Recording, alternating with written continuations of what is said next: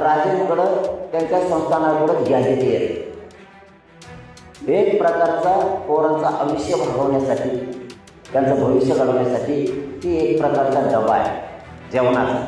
त्यांनी फक्त जाहीरपणाने सगळ्यांनी सांगितलं पाहिजे की लेकरांनो, तो जेवणाचा डबा तुमच्या घरच्यांनी आमच्याकडे दिलेत एवढा खा. असून त्यांनी म्हणूनही आमच्याजवळ डबा दिला नाही. जेवणाचा डबा आहे आमच्याकडे दिला घ्या, नसता दिवसभर पोरं उपाशी मारणार आहेत. त्या दिवशी समाजाचे लेकरं उपाशी मरू देऊ नयेत. तुमच्याकडे शिदोरी त्यांचं आयुष्य पिढ्यानं पार घडणार आहे, त्याच्यावरती बोलावं. बाकीच्यांना नीट करतो मी. मराठ्यांच्या राजधानीत आला, दोन्ही राजांकडून किंवा कोल्हापूरच्या राजांकडून आपली अपेक्षा काय आहे? मी दोन्ही गाद्यांकडून कधी अपेक्षा करत नाही. आम्ही राजधानीला मानणारे लोक आहेत. पण मी सकाळी मन सांगितली कराडामध्ये, ती मन लय महत्वाची. उदाहरणार्थ पूर्वी आपले पोरं घरापासून शहराकडे शिकायला असायचे. कुणीतरी मोटरसायकलवर शहरात जायचा किंवा रोज एसटी जायची. आपल्या गावाकडचे लोक डबा तयार करायचे आणि त्या पोरांना द्यायचे. मग त्या पोरं बस स्टँडवर थांबायचे आणि आपला डबा उतरून घेऊन जेवायचे. तसं राजेंकडं त्यांच्या संस्थानाकडं गॅजेटी आहे. एक प्रकारचा पोरांचा आयुष्य भागवण्यासाठी, त्यांचं भविष्य घडवण्यासाठी ती एक प्रकारचा डबा आहे जेवणाचा. त्यांनी फक्त जाहीरपणाने सगळ्यांनी सांगितलं पाहिजे की लेकरांनो, तो जेवणाचा डबा तुमच्या घरच्यांनी आमच्याकडे दिलेत एवढा खा.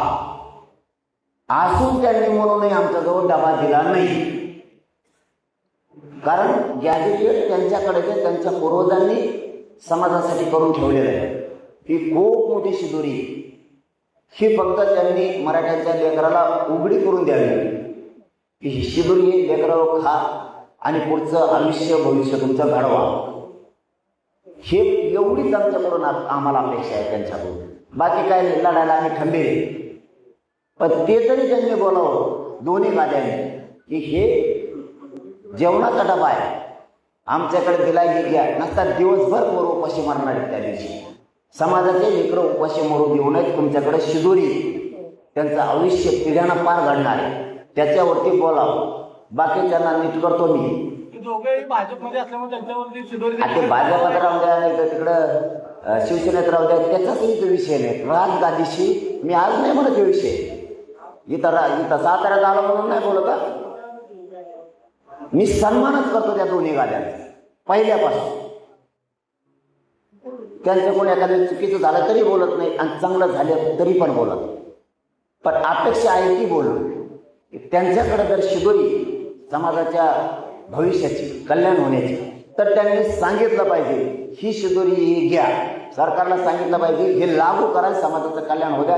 आमच्या घरात ह्या गोष्टी आहेत झालं. एवढी अपेक्षा, कल्याण होण्याची अपेक्षाच व्यक्त केली. कारण छत्रपती शिवरायांनी कल्याणकारी राज्य उभा केलं आणि लेकराचं कल्याण त्यातून होणार आहे. एवढं बोललं तरी खूप झालं.